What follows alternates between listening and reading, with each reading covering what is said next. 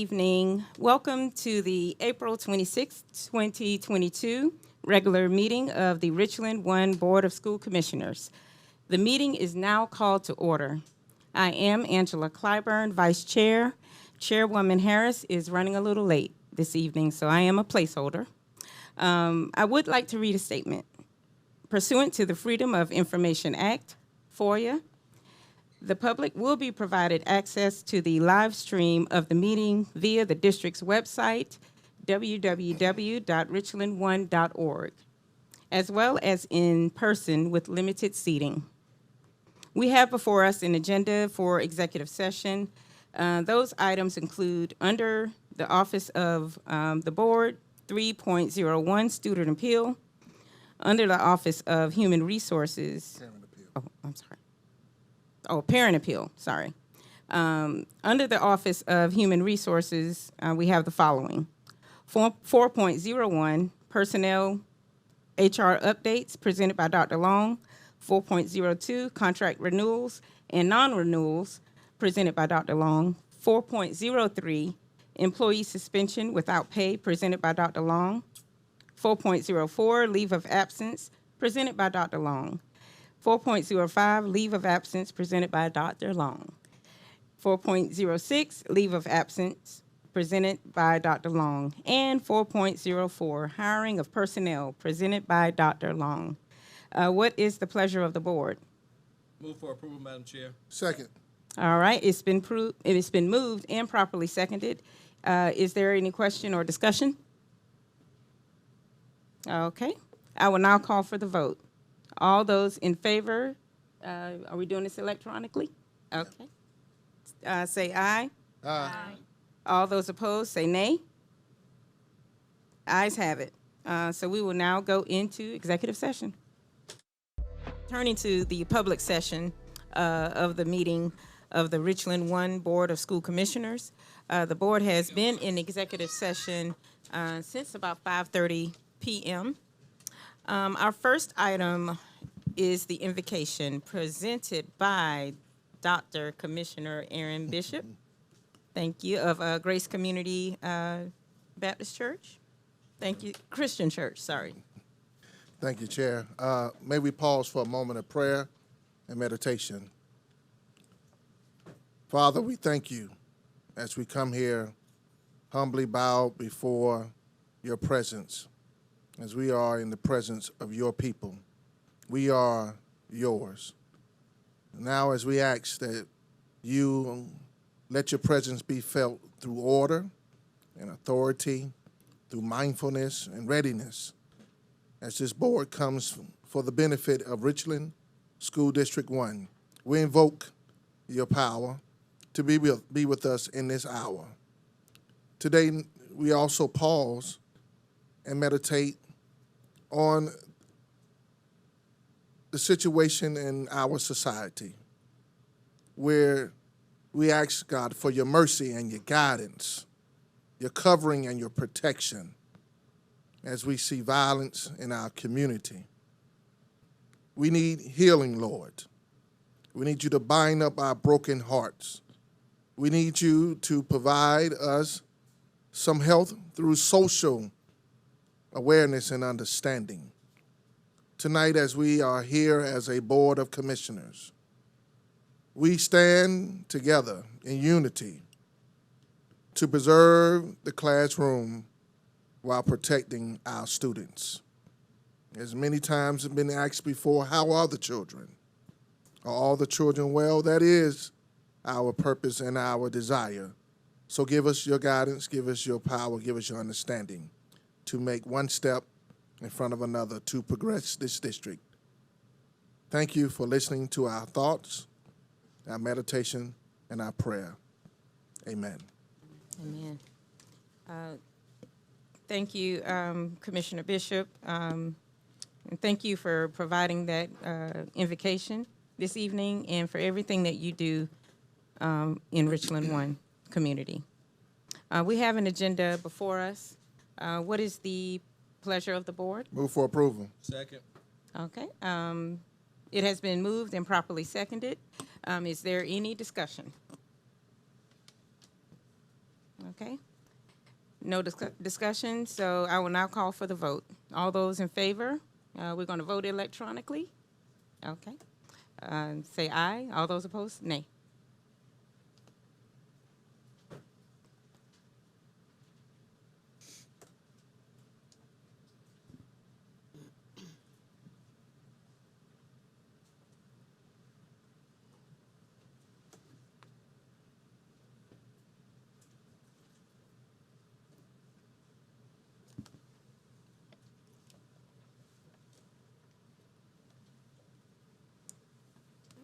Okay, the agenda has been adopted unanimously. Cheryl Harris, Commissioner Harris, the chair, is not present at this time, but we are going to move on. So next, we have the consent agenda.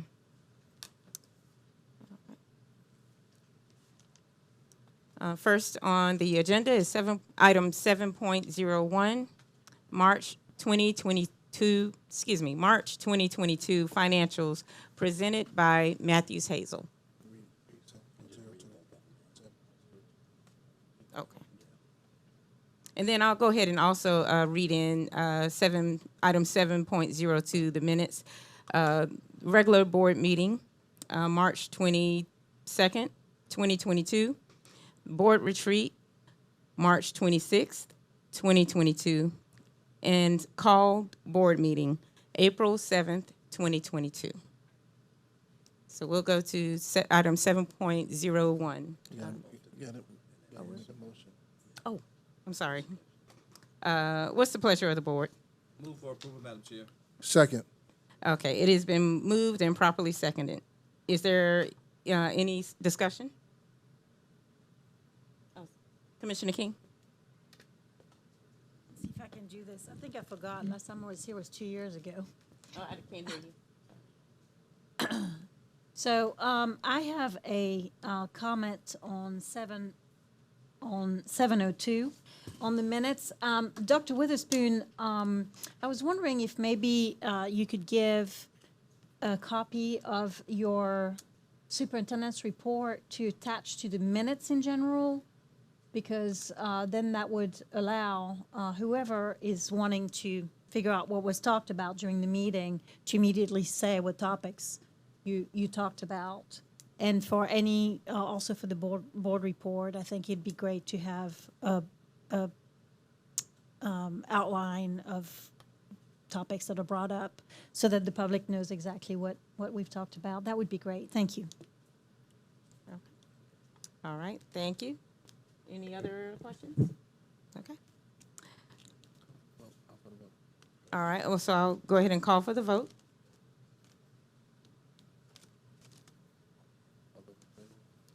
Okay, all those in favor, say aye. Nay. All those opposed, say nay.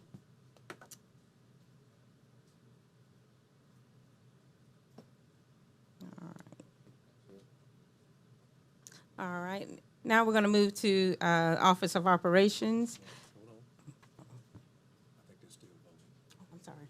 Oh, and then I got to call the voting right. All righty. So we have a unanimous decision on the item 7.01, March 2022 financials. So all those, everyone voted yes. So unanimous vote.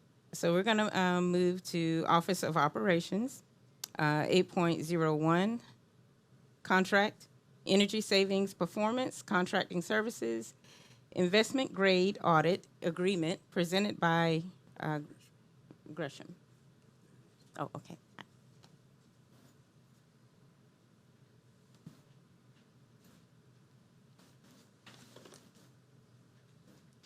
Good evening, Madam Vice Chair, members of the board, Dr. Witherspoon.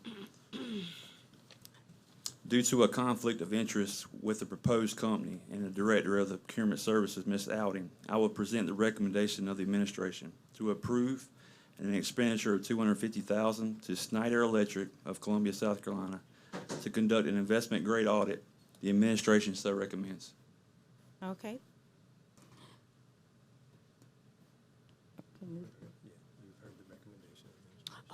Okay, that is the recommendation of the administration. What's the recommendation from the board?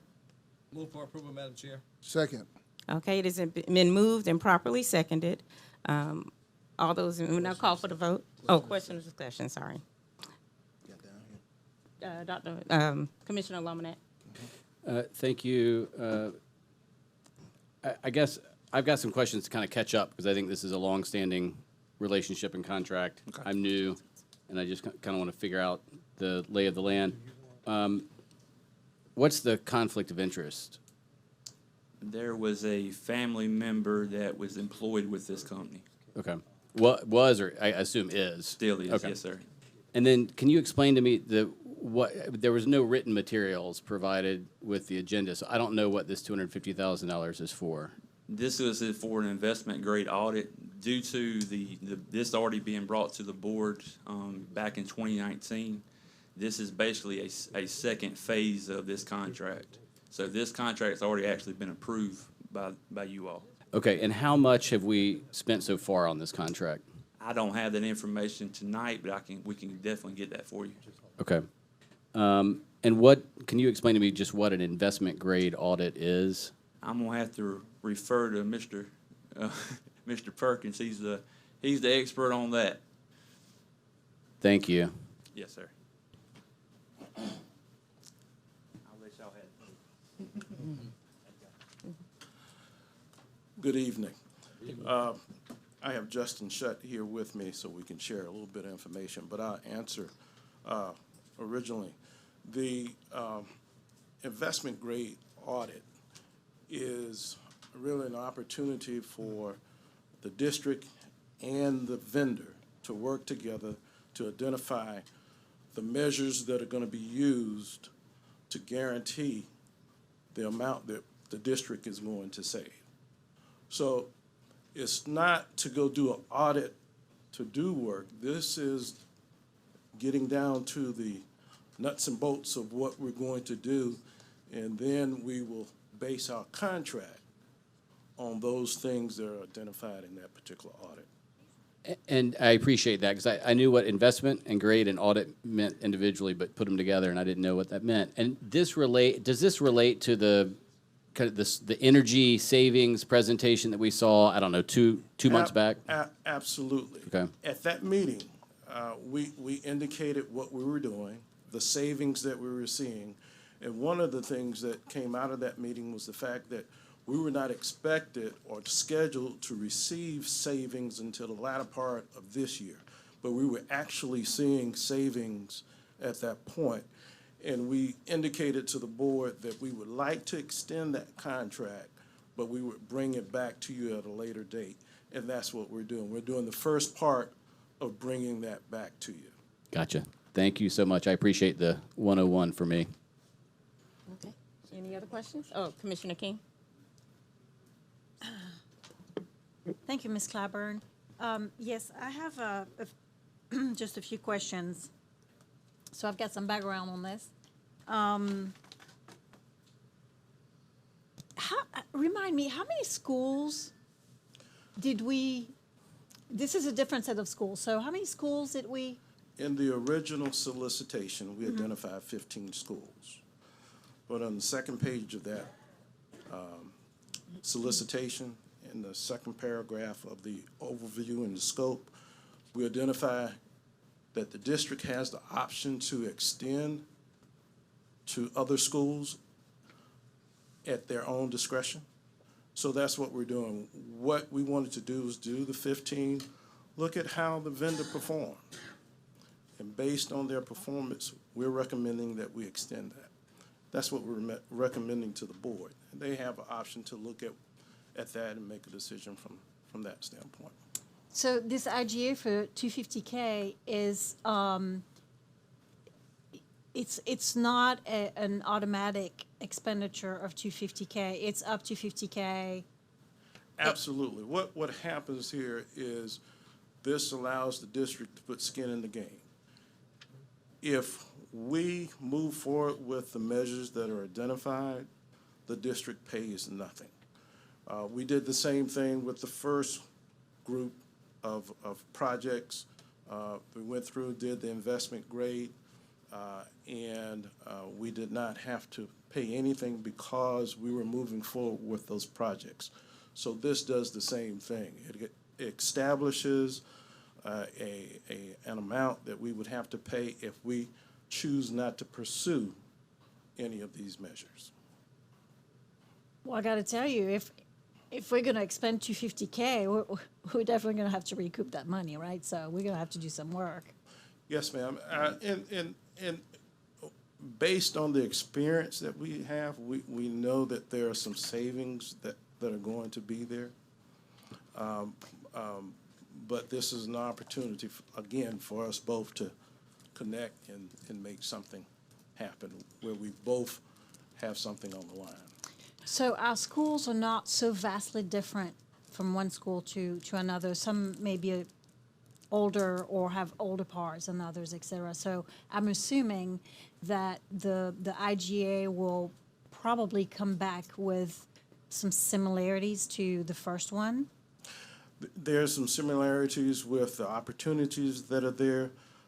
There are some similarities that we've already taken away, such as the voice over IP, which we've done for the entire district. So we won't have that opportunity to save, but there are some things such as LED lighting that we can implement that's going to give us some savings. We also have different mechanical issues with these schools. Some of those we're going to have to balance to see if we can address all of those or some of those. But that's the difference of what you're saying is the opportunities that we have available to us. Also, because of the change that Dominion Energy has taken with respect to their approach to solar energy, we don't have that same opportunity for this next set of schools. That was going to be my next question, because when we the first IGA was on March the 10th, 2020, which ultimately resulted in a $38 million bond resolution to implement. But then 8 months later, we added $34 million. So right now we have $72 million committed. This obviously the $34 million was for solar. So you're saying that there's probably not that option on the table based on the. It financially, we may not be able to make the same thing happen for us. Okay. Because of the position Dominion Energy has taken with respect to that. We can't make the one-to-one savings that we had with these original 15. But that doesn't mean we can't approach it. We're going to look at everything that we have an opportunity to take a look at. And if it doesn't work or balance, and what we're trying to do is balance the amount that we spend with the amount of the savings that we realize. So we're trying to come up with a net positive savings amount. And that's Right. what we're trying to do. So Okay, Commissioner King, I'm going to move to another person just so we can get some more questions in, and then we'll come back sure. if you have more questions. I do have more questions. Commissioner Devine. Thank you, Commissioner Claiborne. How did we procure this project?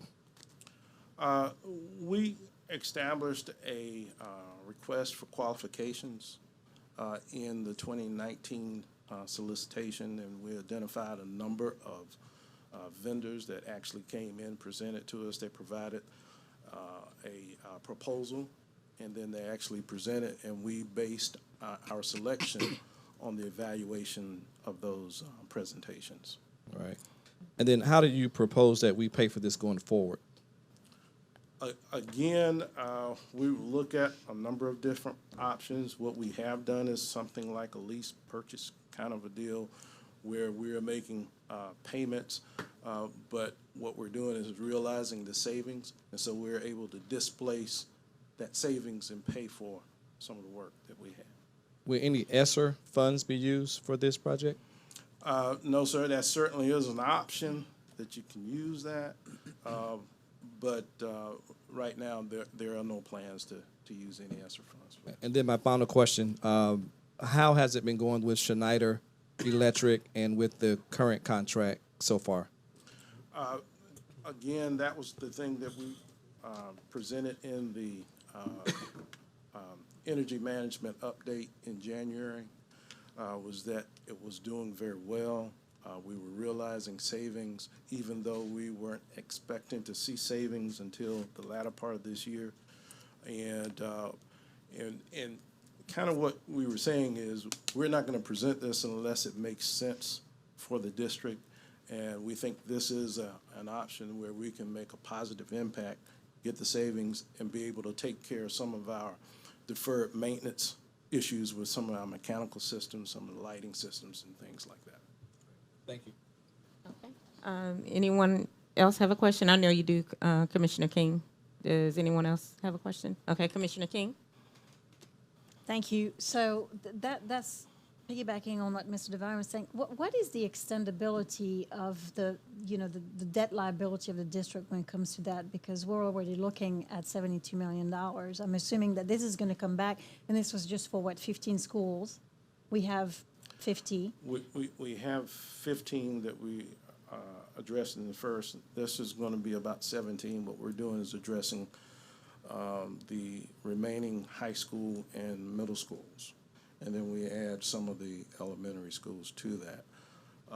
If you start talking about the debt impact, and I would have to look to Sherry and Ed, because of the structure that we have, it doesn't really impact our ratings with respect to debt. Is that No, I'm not. oversimplifying it?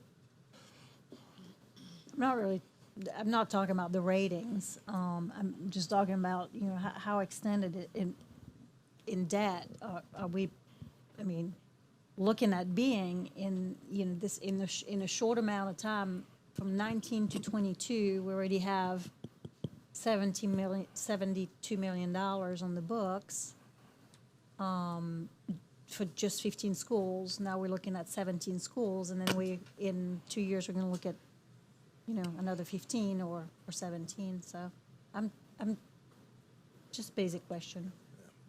Part of that would be what we bring to the board coming back. All of that would be under consideration coming Mr. back. Collins. Ed?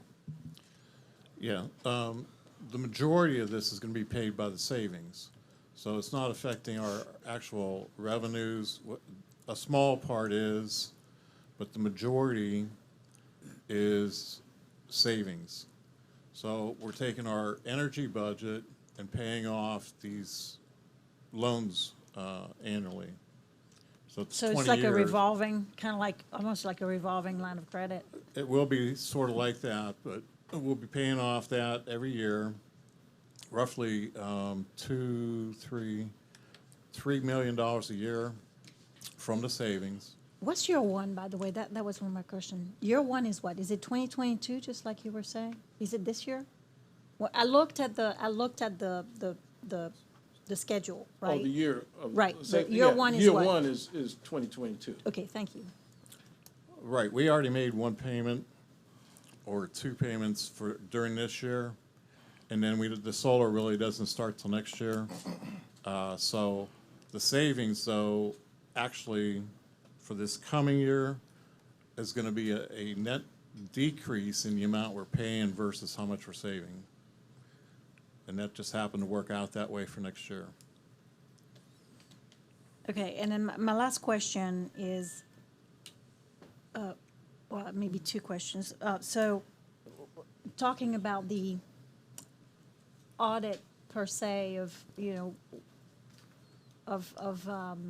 comparing what we want to save versus what we really save, that part is done. Was that my understanding that Schneider actually does that? But we also look at it from our end? And maybe that may not be the best wording to use. I'm sure it's to not. call it investment, a great audit. But what they're actually doing is going out and saying, okay, we agreed to do these schools.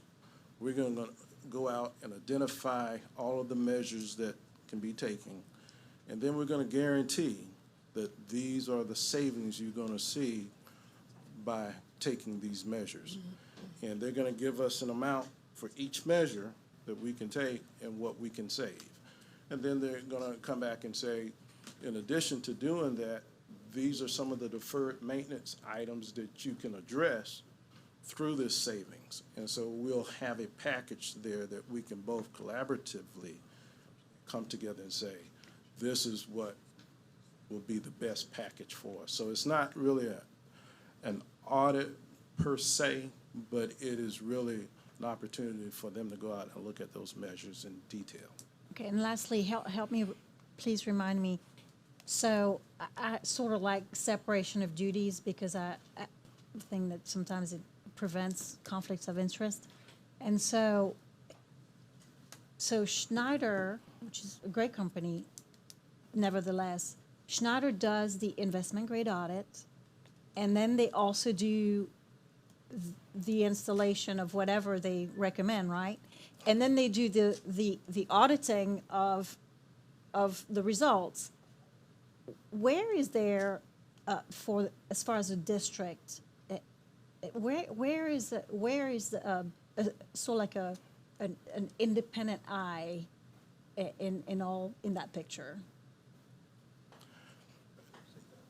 Essentially, what we have is our energy manager is the project manager for this work.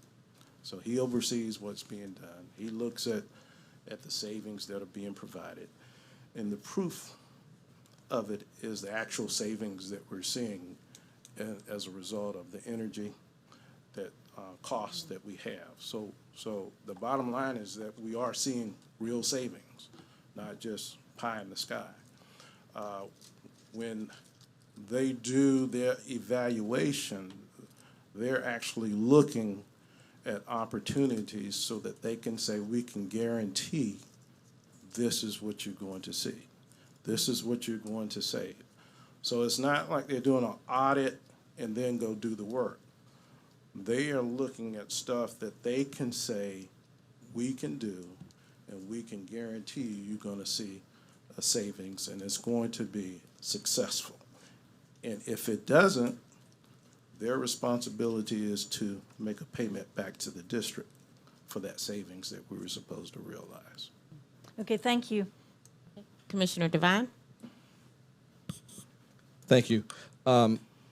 So the board is strategic in what it does, meaning that we are the means to the end.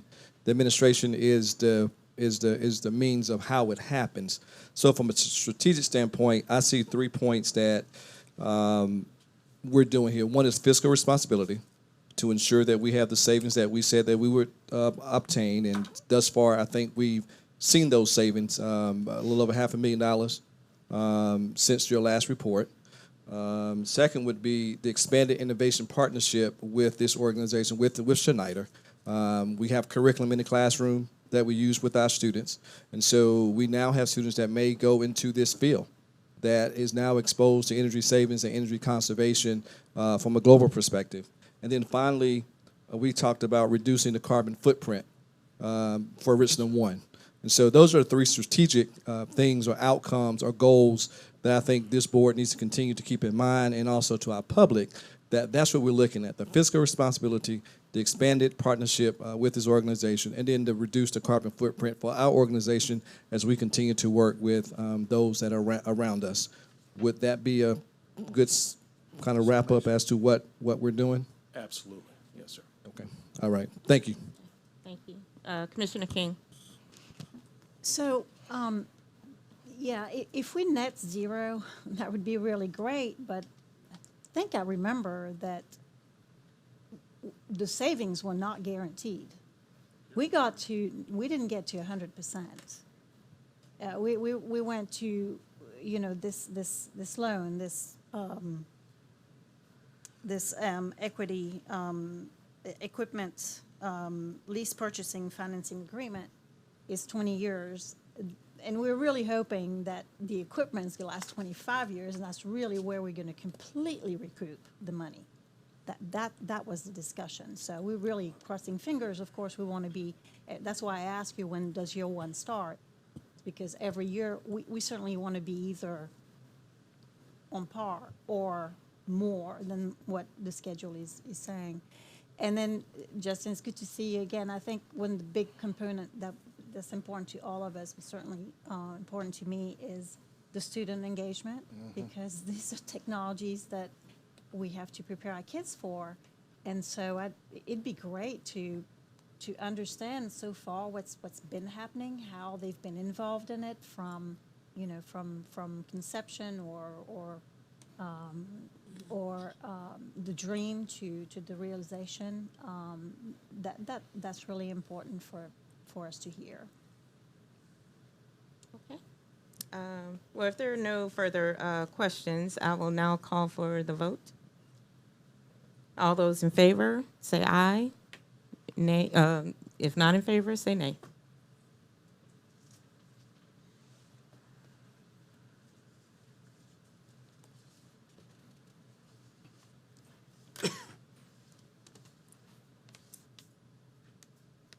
All right.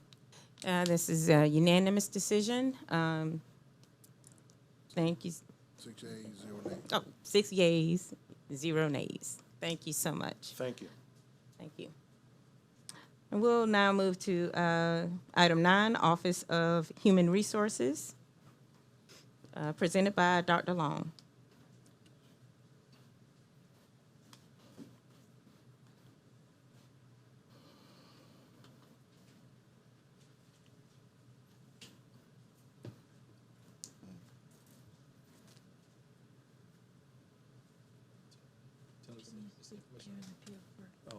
Oh, I'm sorry. First, I'm sorry. I thought you were. Item 9.01, Personnel HR Updates, presented by Dr. Long. Madam Vice Chair, Board of Commissioners, and Dr. Witherspoon, good evening. The HR personnel updates were provided for you all during executive session as information. Okay, thank you for those updates. We'll now move to item 9.02, Contract Renewals and Non-Renewals, presented by Dr. Long. The administration recommends approval for the contract renewals for the 2022-2023 school year for all certified contracted administrators, teachers, and instructional support staff, except those who are listed on the attached list. The administration so recommends. Okay, this is a recommendation of the administration. What is the pleasure of the board? Move for approval. Second. Okay, it has been moved and properly seconded. But now I'll call for the vote. Oh, question, I'm sorry. Question or discussion? Sorry about that. Seeing none here. I got one down here, Robert Lomanak. Oh, Commissioner Lomanak?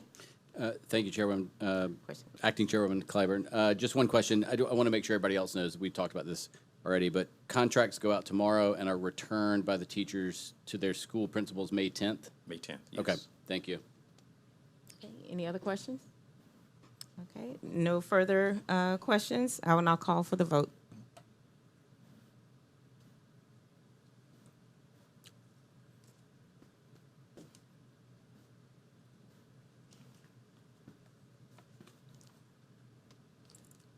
The vote is unanimous, 6 yeas, no nays. Thank you so much. Then we're going to move to 9.03, Employee Suspension Without Pay, presented by Dr. Long. Pursuant to Section 59-25-450 of the South Carolina Code of Laws, the administration recommends that the employee with initials HW employment be suspended without pay for 2 days. The administration so recommends. Okay, this is a recommendation from the administration. What is the pleasure of the board? Move for approval. Second. Okay. It's been moved and properly seconded. Question or discussion? Okay, no questions or discussion. I will now call for the vote.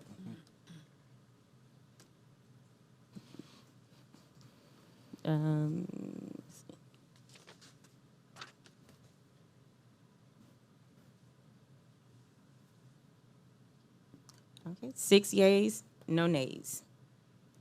It's approved. Unanimous. Thank you. Now we're going to move to 9.04, leave of absence, presented by Dr. Long. The administration recommends the approval for the leave of absence without pay for the employee TS to complete educational requirements. The administration so recommends. This is a recommendation from the administration. What is the pleasure of the board? Move for approval? Second. It has been moved and properly seconded. Discussion? Question or discussion? Okay. No questions or discussion. I will now call for the vote.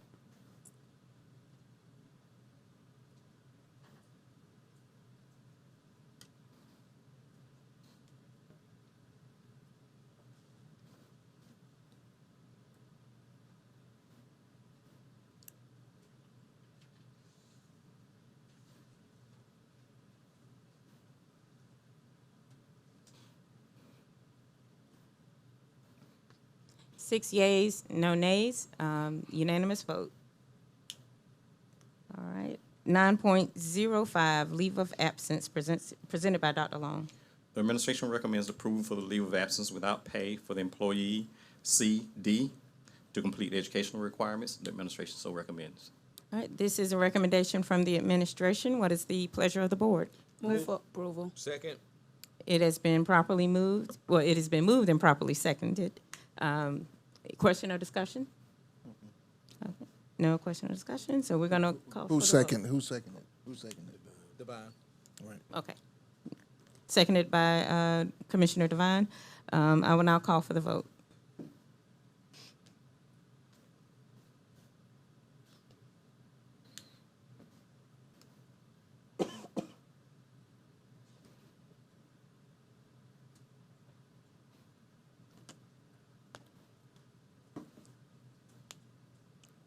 Six yeas, no nays. It is unanimous. Moving on to item 9.06, leave of absence, presented by Dr. Long.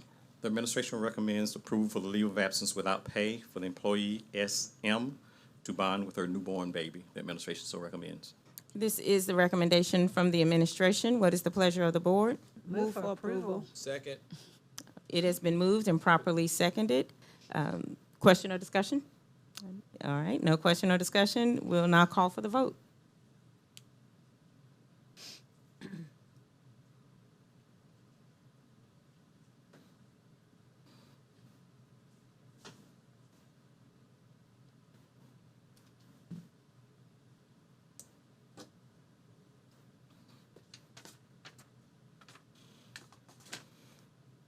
All right, we have 6 yeas, no nays, unanimous decision.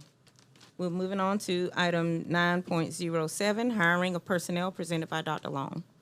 The administration recommends hiring all the teachers on the attached list for the 2022-2023 academic year. There are 21 teachers listed. The administration so recommends. Okay, this is a recommendation from the administration. What is the pleasure of the board? Move for approval. Second.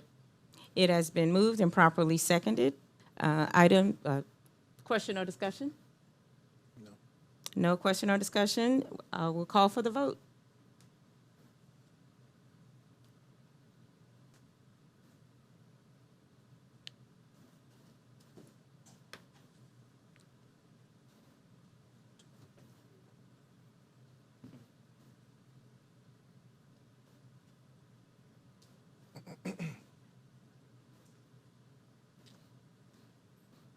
Six yeas, no nays. Item is passed, was unanimous. Thank you so much, Dr. Long. You're welcome. Now we're moving on to item 10, Office of the Board. So first we'll have 10.01, Parent Appeal Hearing, presented by Ms. Winterweather. Thank you.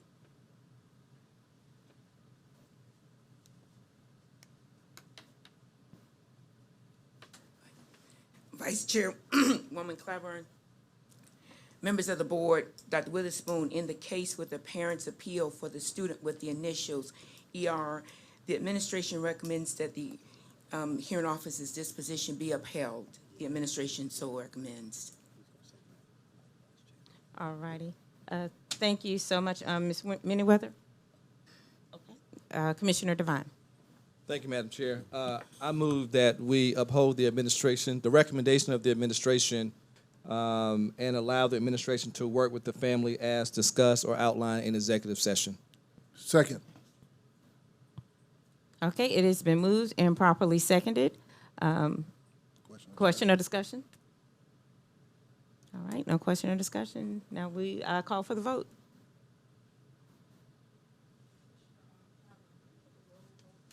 Okay, if you could vote by raise of hand.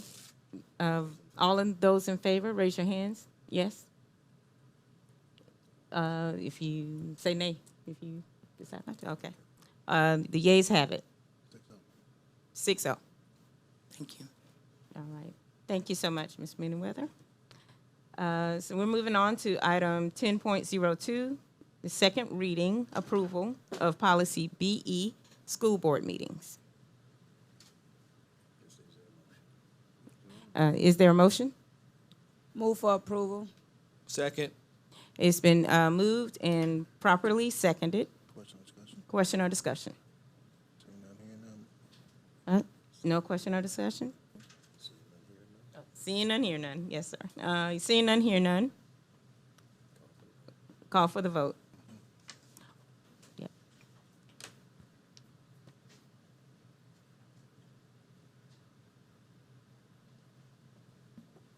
Read that.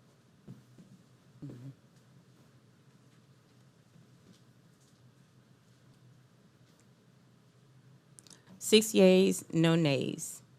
Yeas have it. Moving on to item 10.03, second reading approval of policy BEC, executive sessions, open meetings. Move for What's the pleasure of the board? I'm sorry. Move for approval. Second. It's been moved and properly seconded. Question or discussion? Got a question? King. Oh, Commissioner King. Yeah, so I guess none of the suggestions I had made have, I mean, this is exactly as we had it last time. There hasn't been a change at all. When it's repetitive and is really not following the, I mean, one is the exact language of FOIA, which is the right one to have in this policy. The other one is made up. So, I mean, there has been no change. I really want that to be noted. Commissioner Myers. I just want to state that there have been some changes. The changes is in the red. It's small changes, but the changes have been made. Those are the same changes that we had at the last board meeting. But I guess that's what I was referring to. Okay, so noted. So I will call for the vote. There you go. All those in favor, say aye. Opposed, say nay.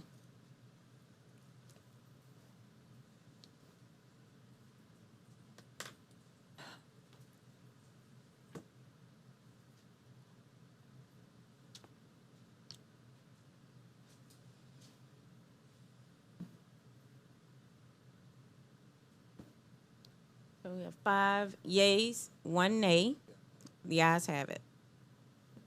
Moving down to item 10.05. Second reading approval of policy BEDI. Oh, I'm sorry, I skipped one. 10.04. Item 10.04, second reading approval of policy BEDH, public participation at meetings. What's the pleasure of the board? Move for approval. Second.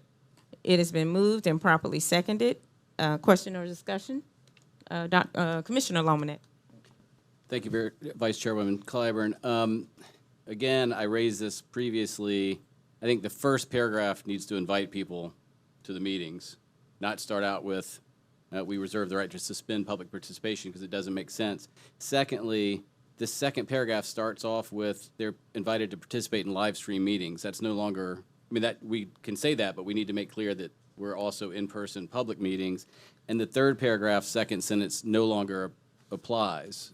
So, I mean, I think we need to do a real rewrite of this to make it actually makes sense since we have returned to in-person meetings.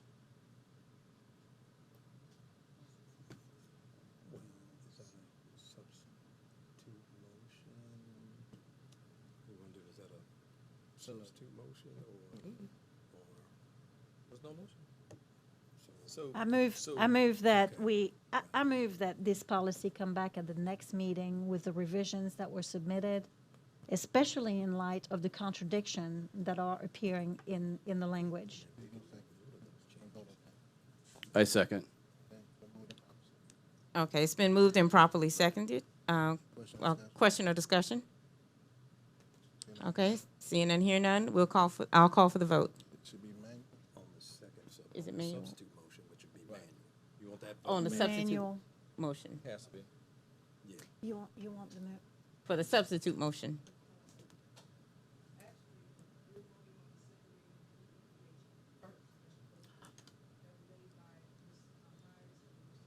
No, there's a substitute motion. She made a substitute motion.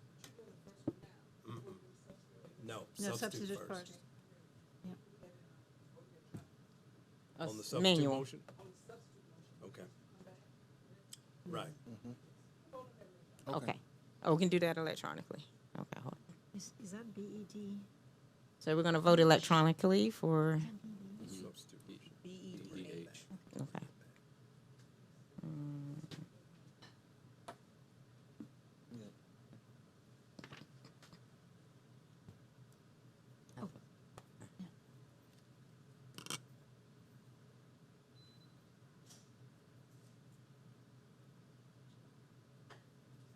All right, we have 5 yeas and 1 nay.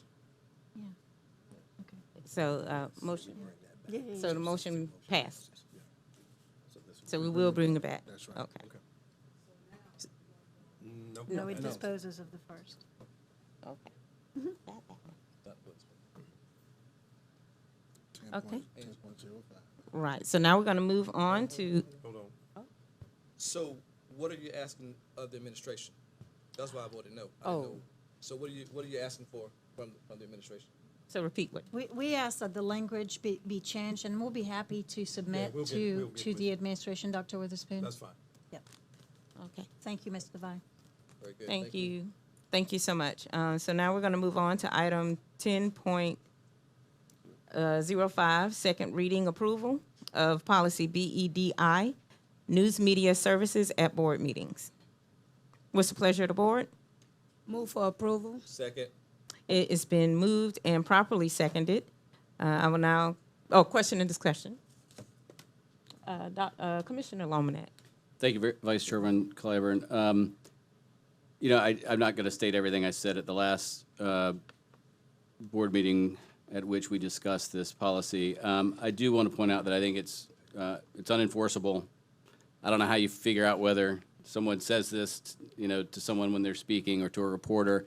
And I also do think there actually are legal implications when a governmental entity is requiring that someone say something, just like there would be legal implications if a governmental entity is prohibiting someone to say something. And I think this just creates a distraction. Nobody's going to confuse me speaking to someone as speaking for the board.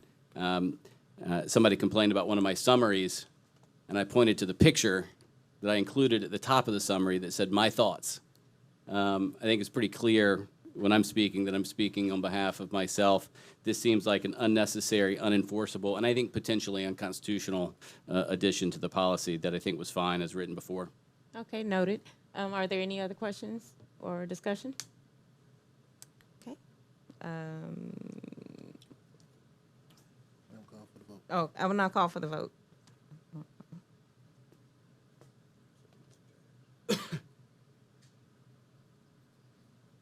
Madam, let's say it's unenforceable. What does that mean? Oh, okay. Because we're not voting on that. We're voting on what's in the red. Okay. I'll double check. Thank you.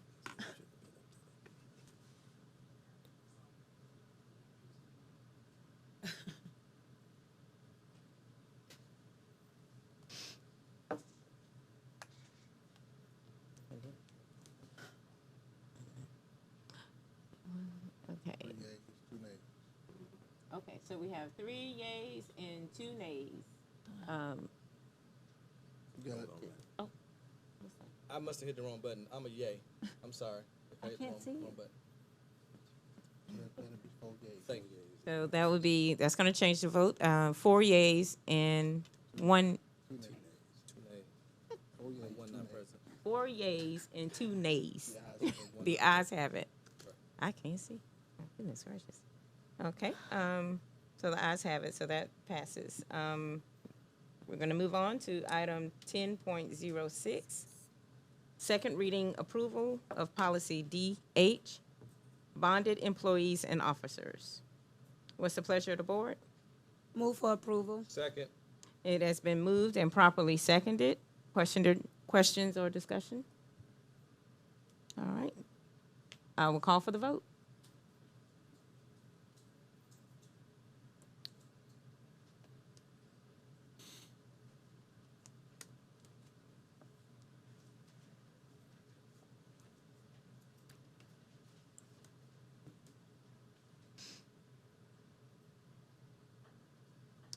Okay, 6 yays, no nays, unanimous decision.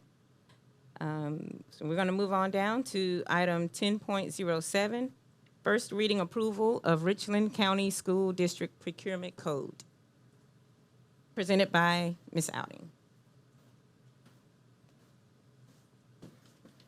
Good afternoon. Madam Vice Chair, Ms. Claiborne, members of the board, Dr. Witherspoon. The administration is requesting first reading approval of Richland County School District 1 Procurement Code. On September 15th of 2021, the State Fiscal Accountability and Authority Division of Procurement Services provided a 2021 Model School District Code to all superintendents of school districts affected by the South Carolina Code 11-35-5340, whereas all districts were strongly encouraged to adopt. The administration recommends approval, first reading approval of the Richland 1 School District Procurement Code. Administration so recommends.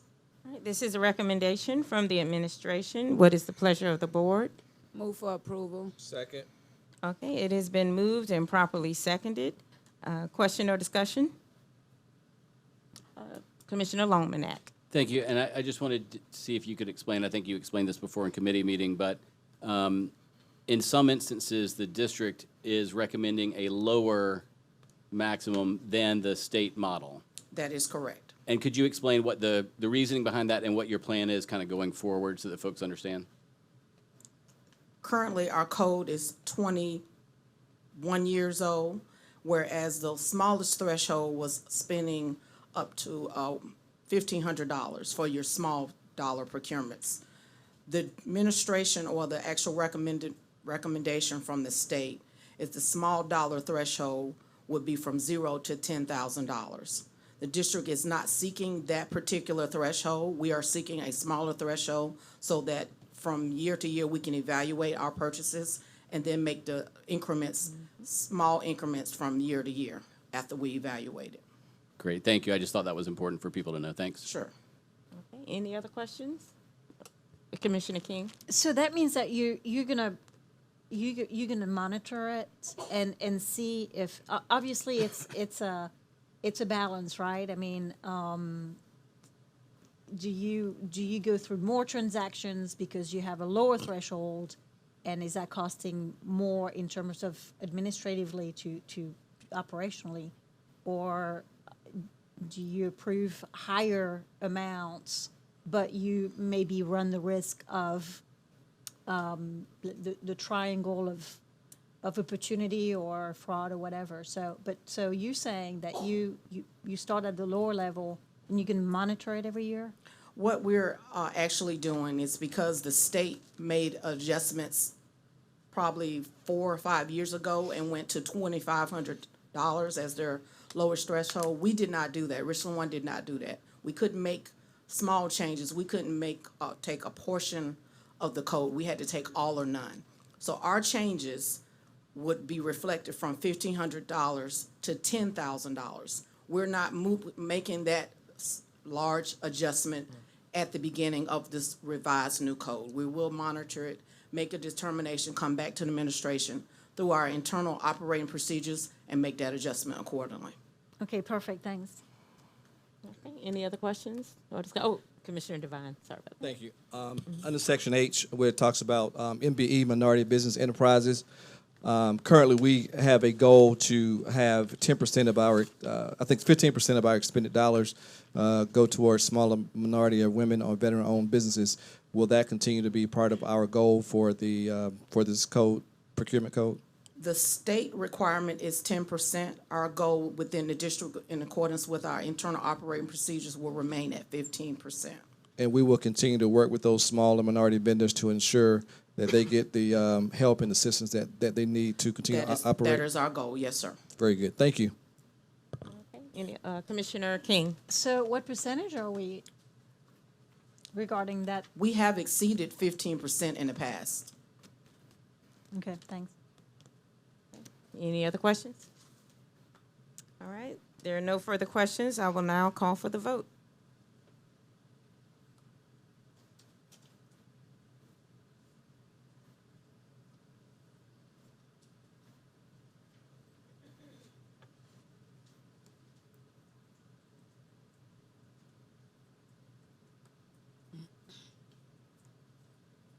All right, we have 6 yeas and no nays. The ayes have it. Thank you so much. Now, we are moving down to item 10.08, the board report. Now is the time for any board member to report out on an item they would like to share. Commissioner Devine. Thank you, Commissioners Claiborne. Did want to report out that last week had the opportunity to attend the 2022 Clemson University Men of Color National Summit. It is an opportunity for African American, Hispanic males to get together, talk about successes, and build bridges with others who are committed to closing the opportunity gap for these young men from the cradle to the career. And this year they brought together about 2,000 to 3,000 young men from across several different states in the country. And we commend Dr. Clemens, who is the president of Clemson, for having this, and Boeing as a sponsor to have these young men to go. We had 3 groups from Richland 1, the C.A. Johnson Male Leadership Group Club went.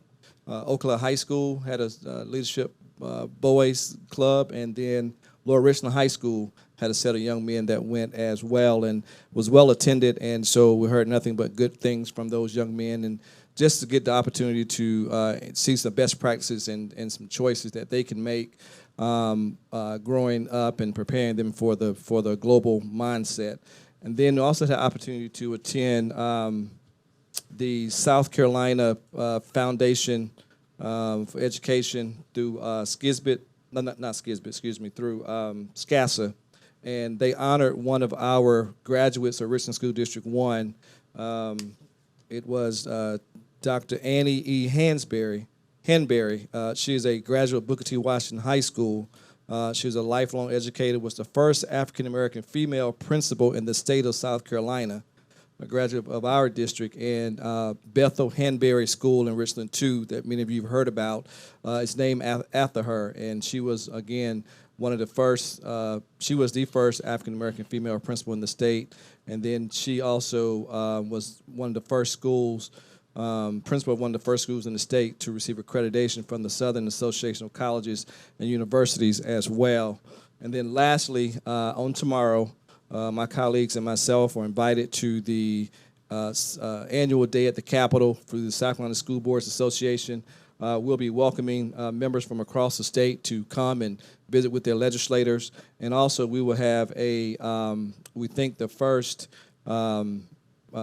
public debate with the Secretary of Education's persons who are candidates for Secretary of Education will be also tomorrow as well. So I look forward to seeing my colleagues at that if they're coming. And that concludes my remarks for tonight. Thank you. Thank you, Commissioner Devine. Any other reports for Commissioner Longman? Not really a report. I just wanted to ask Dr. Witherspoon if, and I know we don't respond to public comments, but one of the things I have bragged about Richland One for years is our free lunch policy. We don't charge kids for lunch. We don't use debt collectors. Some districts literally use debt collectors to go after kids. And so, and we have been a shining example of how to do, how not to charge kids for meals and not affect their graduation.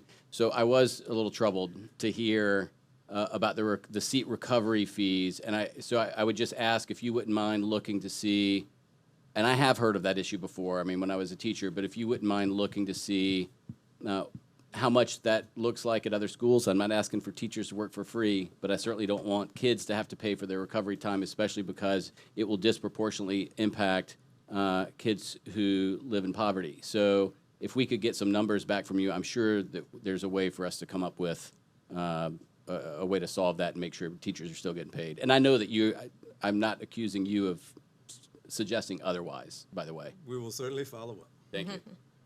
Okay, thank you, Commissioner Longman. Okay, Commissioner Bishop. Yeah, thank you, Vice Chair. And I have to speak to that as well, Commissioner Longman.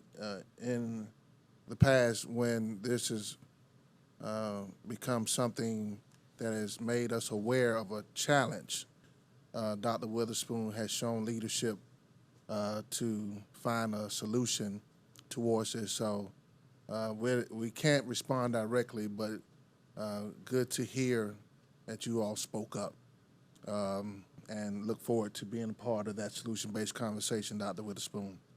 I want to say that if it takes a village to raise a child, then who's raising the village? Who is making sure that the village is getting everything they need, whether it's financial resources or just social, emotional healing? There's a lot of challenges out here, and I would be remiss if I don't speak towards the loss of life that's happening in Richland County, especially on Broad River Road. I promised some of my community citizens and our community citizens that I was going to speak towards this tonight. And enough is enough. Enough is enough.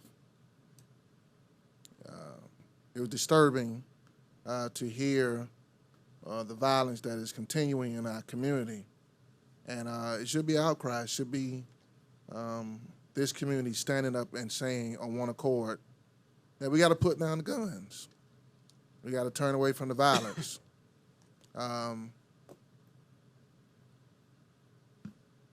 There are several community groups that are organizing, and one I want to highlight, which is the Broad River Alliance, that on March 14th, they're having a prayer march and a resource rally, a resource fair. We have enough marches, we have enough rally cries, but where's the action? Richland One, we could be a part of the solution, but it's going to take more than Richland One. If it takes a village to raise a child, who's raising the village? So I wanted to make everyone aware of that, because I think we need to come together to become transformational leaders. And what does that look like? It's not transactional. It's not just showing up and then walking away. You got to be there to create change. So May 14th at 10 a.m. And this is the address where the march will begin, at the corner of 3613 Lucius Road. That's Lucius, Lucius Road, and 3506 Broad River Road. We need to stand together, march together, and create action. This, again, is a plea to the entire community. If you're on city council, if you're on county council, if you're at the state house, there's a problem in our village. It's time for us to say enough is enough, and more than just the words, but the actions that follow. Thank you, Vice Chairwoman, for allowing me to have that moment. Thank you, Commissioner Bishop. Commissioner Myers. Well said, Dr. Bishop. I don't even know what to say next after that, but well said. Say your piece, sister.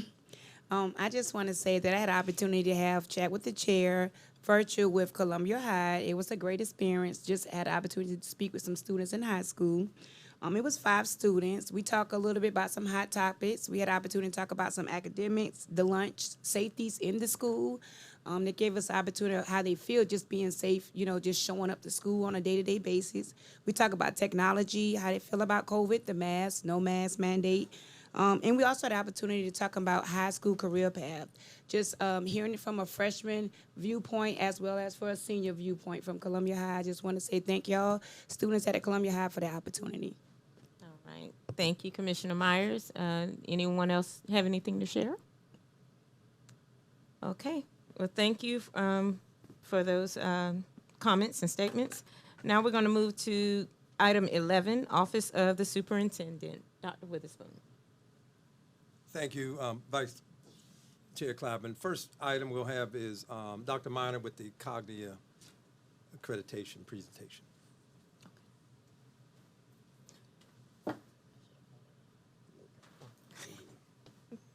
Thank you, Vice Chairwoman Claiborne, Dr. Witherspoon, members of the Commissioners of Boards. This is a presentation that we went over at our retreat, but we wanted to do it publicly to let the community know how our Cognia visit went. And so basically, it aligns with all of our strategic plan goals as well as the board and superintendent goal number 3. And what is accreditation? It's an international protocol for institutions committed to systemic and sustainable improvement. It builds your capacity and it stimulates and improves your effectiveness and efficiency. And so preparing for this timeline, back in June of 2021, the executive team had a presentation and then they designated teams for each one of the standard areas. We had leadership, learning, and resources. Then from June 2021 through January 2022, teams rated their respective areas and provided evidence for those standards. From October 2021 through December 2021, schools rated each standard area and provided evidence as well. We wanted to gain feedback. We knew how we felt as an executive team, but we wanted to put it out there for the schools to see how do you feel about these standards and how we're doing with that. In November of 2021, we surveyed staff, parents, and students. And in January of 2022, we finalized our ratings and uploaded our evidence by January 7th. And then we hosted a virtual engagement review team January 30th through February 2nd.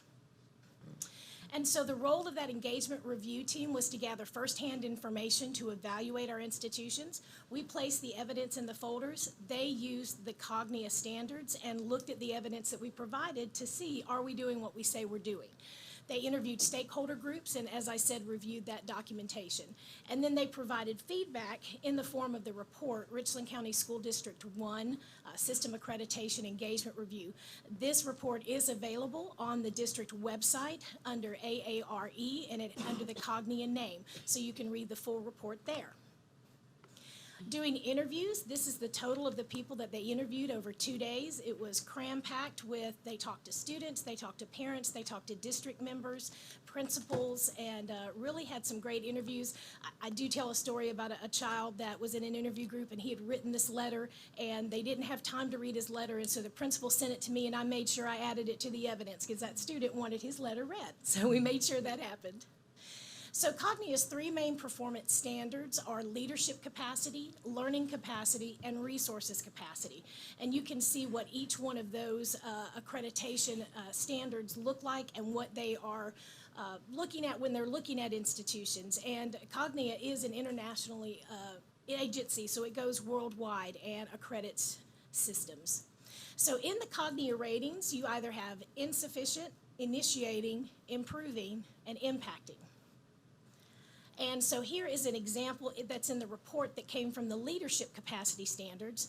And so all of those under 1.1 were all impacting, which if you go back, that is going to be the highest rating that you can get for that standard. In looking at all of our domains, leadership capacity, we had 10 impacting, which is the highest, and 1 improving. In learning capacity, we had 6 impacting, 5 improving, and 1 initiating. And in resource capacity, we had 2 impacting and 6 improving. For our visit, we receive an index of educational quality score, and you can see the range here. Below 250, we're at that initiate level.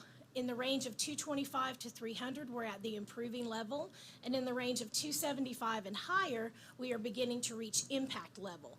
And so I am pleased to announce that our institution IEQ score was 338.06. And as you can see that compared, we blew the average out of the water. And so that average is an international average, and we are very, very proud of that.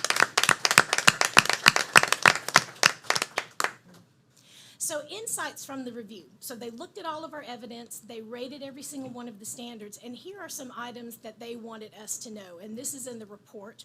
So we enact our mission. We are Richland 1, a leader in transforming lives through education, empowering all students to achieve their potential and dreams through conscientious creation of myriad pathways and multiple levels of support to ensure that options and opportunities are realities for all learners, like we talked about, those CAPE pathways that we offer. Number 2, although curricular areas and policies were formally reviewed per published cycles, formal evaluation of all the district's programs, initiatives, and practices appeared inconsistent. That was because of Cognia. Not Cognia, I apologize. COVID, it was a C word. I knew it was a C word. That was because of COVID. Everything was in a review cycle to be reviewed, and then COVID hit, and so that kind of threw a kink into everything. So we are now back on the pathway of looking at evaluating our programs, initiatives, and practices. Number 3, the district has conscientiously established clear direction and systems of accountability and support that have provided schools with both structure and flexibility to serve the needs of learners, for staff to grow, and for programs to develop as indicated. Number 4, strategic and improvement planning across the district is aligned, data-informed, and systematic. And number 5, Richland County School District 1 collects, analyzes, disseminates, and utilizes informative and impressive sets of available trend and comparative data responsibly and systematically. So these are the 5 areas that they really thought that they honed in on and that we did very, very well, and then they just wanted us to make sure that we pick up our evaluation cycle again. And so we are very, very excited about that, and our next steps are to review and share findings with Richland 1 stakeholders, like we're doing now, update district and school strategic plans to address any identified areas of improvement, use findings and data from the engagement review to guide and strengthen Richland 1's continuous improvement journey. We want to celebrate those successes, and then our next visit, right now, barring any pandemics, will be for 2027, that they come back. So we have been reaccredited for the next 5 years, and we're very excited. Looking through the report, we've already been talking about it as an executive team, and looking forward to looking at our district strategic plan and seeing those things that we are implementing, we're doing well, and how we can improve. And that is my presentation. Okay, thank you so much. Dr. Minor, question or discussion? Commissioner Devine? I come after James. Go ahead, James. Okay. Thank you, Commissioner Claiborne. Just a few questions. This Cognia group, this is a national, state, international group. What type of group is this? Yes, Cognia is an international group. They certify districts, schools, systems, anywhere from Dubai to Australia, Japan. So they go worldwide and accredit schools and agencies utilizing their systems and their standards. So on a global basis, we are above their average based off of what they've shared with us and based off of the criteria that we have in place and with our annual improvement plans that we have each and every year. So again, looking at that growth model that Dr. Witherspoon always talks about when it comes to our students, so the district, they've seen the growth and not the absolute rating, but just a growth rating, an improvement rating, if you will, that we've done over the last several years. Because the last one was in 2018, is that correct? 2017? I believe it was 2014, maybe? I think it was because it got delayed 2 years. That's right, due because to of COVID. So it has been a little bit, see, I keep saying Cognia. COVID. Y'all forgive me because of COVID. Thank you COVID. so much. Yes, sir. So it has actually been 7 years. And so that was one of the things when we started looking at the evidence, they said, Carol, you don't need any more evidence. We have enough evidence to show that you're doing what you say you're doing. Okay. And then again, from a strategic standpoint, again, I look at the strategic as a board. That's what we look at versus the tactical. You all are day-to-day administrative. So from a strategic perspective, what's kind of next steps for the board to look at when it comes to Cognia? And that may be a Dr. Witherspoon question. I'm not sure if that's you or Dr. Minor. I will defer to Dr. Witherspoon. Well, we will, as Dr. Minor stated, we will continue to, as we do, review, and we look administratively, quarterly and so often on various aspects of the plan. We do share that with the board. We spent some time at the last retreat going over those items, and Commissioner Devine, you recall, prior to COVID, we were doing more updates with the board, and then because of COVID, that slowed down. But we will get back to that as we did in our last retreat, and there will be, in speaking with the chair at the next one, we will take certain aspects and share with you all as well. Because as you've stated, it is a path of continuous improvement. And seeing where we are, looking at those things that are working tactically, or if not, making those tweaks. But the overarching goal, again, is that improvement in the three domains and embedded in those areas. All right, thank you. Thank you, Madam Chair. All right, thank you, Commissioner Devine. Yeah, Chair, thank you for acknowledging me for this moment. Congratulations to not only Richland One, but the entire community. This is just not the leadership of this board or the schools, but it's leadership in our community. I saw the highest rating that we had pretty much, Dr. Minor, was leadership capacity. And it says a lot about this district. You always have to lead from the front and not from the back.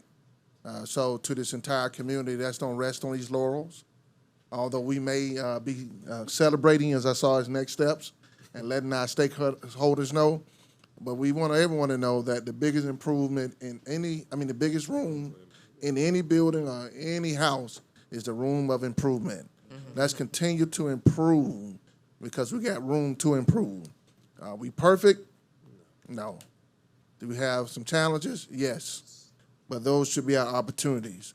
So I just wanted to encourage this entire district to keep up the hard work, keep implementing some of the changes that are needed. But most of all, what it labeled us as was impactful. Let's continue to be impactful. And that says a lot about this district. We are impacting lives because we are leaders in transforming lives through education. So Dr. Witherspoon, my question at this point is, how are we going to celebrate? I'm talking about we need to make some noise because there's a lot of people that make noise about this district not doing its job. We are doing it, and it's been known on an international level. I mean, graded at a high level. We should celebrate that. My dad told me a long time ago, Commissioner Devine, it's a poor frog that doesn't praise his own pond. We got a story to tell. We have a story to tell. Tell this story, but let's keep writing the story. All right? Thank you so much. I didn't know if you wanted to answer that question. Was that rhetorical? No, that's a rhetorical. It is rhetorical. Okay. We blow up all the balloons. We will keep working. Let's keep working. Well, Dr. Minor, I did have a question. I don't know if you sat down too fast, though, but maybe not. My question was more to Commissioner Devine's point about the significance and the meaning of an organization like Cognia and us coming back with this kind of level of achievement. I don't want to say achievement, but I guess a grading. Yes, ma'am. But what does that mean in layman's terms when you talk about some of this stuff is probably over my head, some of it, but just for regular people that don't eat and breathe this every day. How can you speak plainly to them to what this really means for our district? I will tell you that Cognia used to be Advanced Ed, it is now Cognia, is utilized by 94% of the districts in the state of South Carolina right now. The State Department of Education looks at districts accreditation-wise just basically as a checklist. They'll look to see, I have a 7th grade math teacher in this classroom. Is she certified or he certified to teach math? Okay, I'm going to check a box off. But when it looking at the leadership capacity, when you're looking at the policies that are happening, and what is actually going on in the schools and talking to the students and an outside agency coming in that really does, even Commissioner King talked about that a little bit at the beginning one is, who is auditing that, who's looking at that. So Cognia coming in has years and years of experience with that and taking a look at that. Our lead evaluator did say that the state of South Carolina does a tremendous job, especially with leadership, because of the School Board Association, because of the policies that happen, because of reviewing the policies and the things that are included in that. And so she truly did give South Carolina high praise for that. And I believe that all of the districts truly do try to meet up to that leadership capacity, the learning capacity, and the resource capacity, because it makes you look at instead of the whole child, you're looking at the whole picture.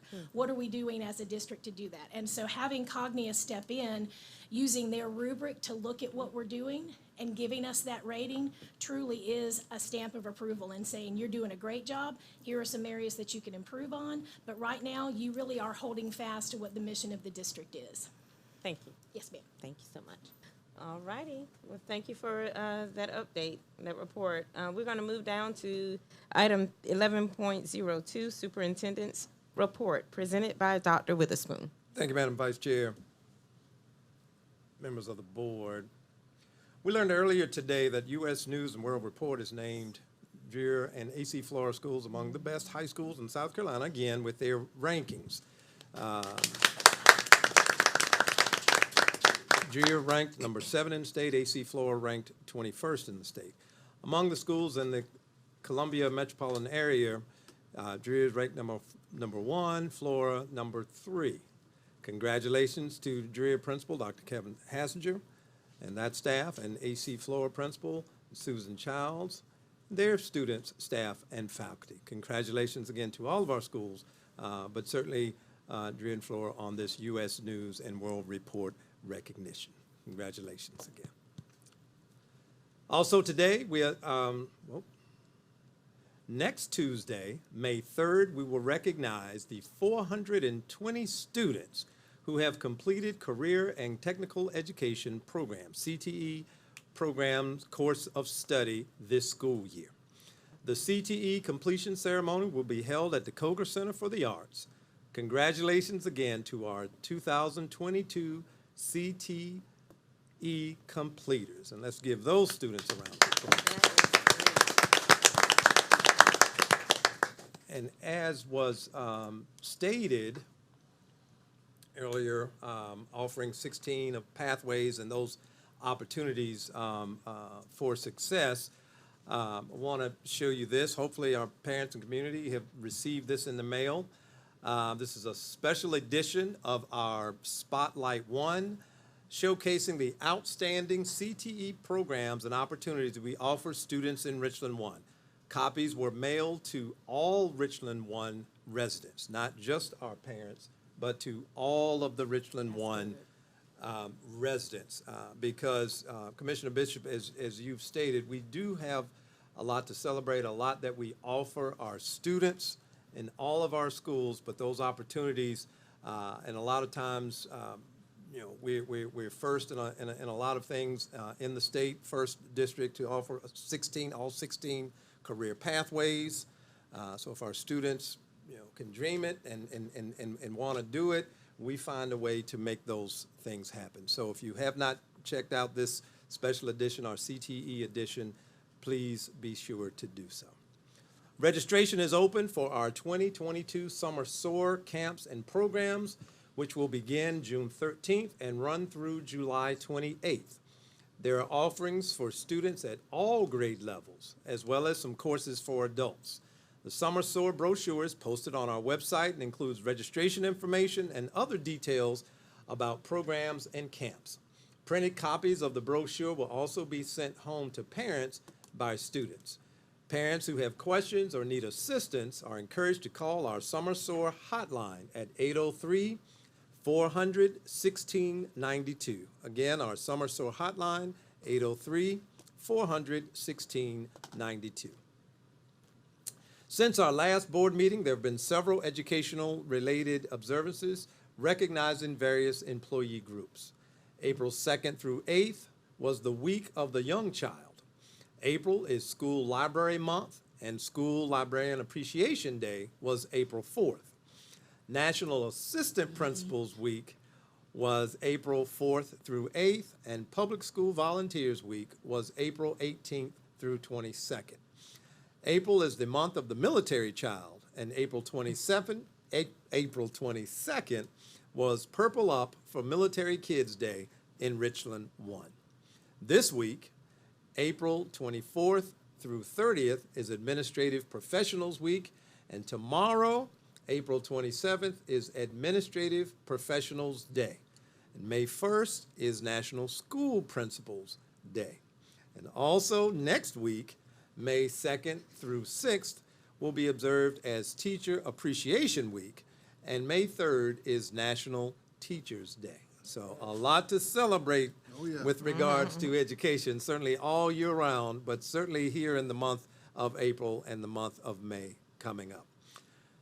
So let's give all of our educators, those that I mentioned, and all of our educators, a round of applause.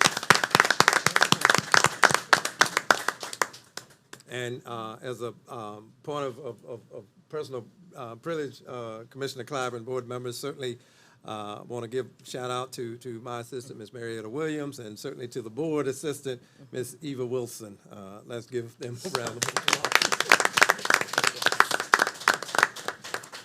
And finally, thank you to our early childhood educators and support staff, our school librarians, and again, all of our assistants, administrative professionals. The work that you do on behalf of our students are so valued and appreciated.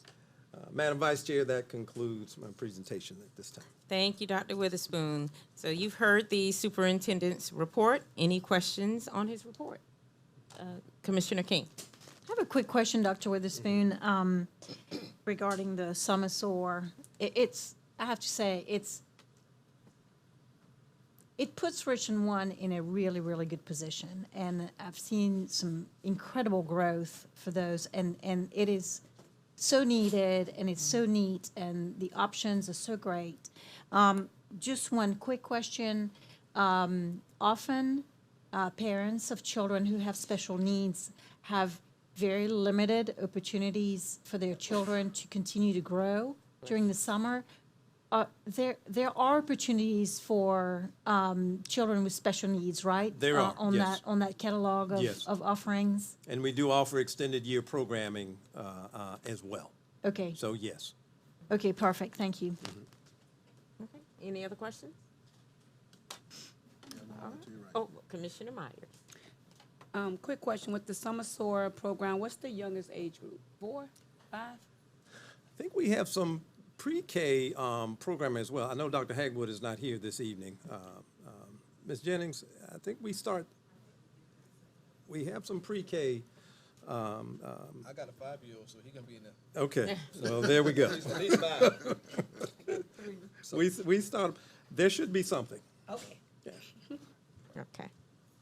Well, thank you. If there are no further questions, I do have a statement before we adjourn, and I would like to read it. 12.01, the next regular board meeting of the Richland 1 Board of School Commissioners will be held on Tuesday, May the 10th, 2022, at C.A. Johnson High School, located at 2219 Barnville Road, Columbia, South Carolina, 29204. So without objection, we now stand adjourned.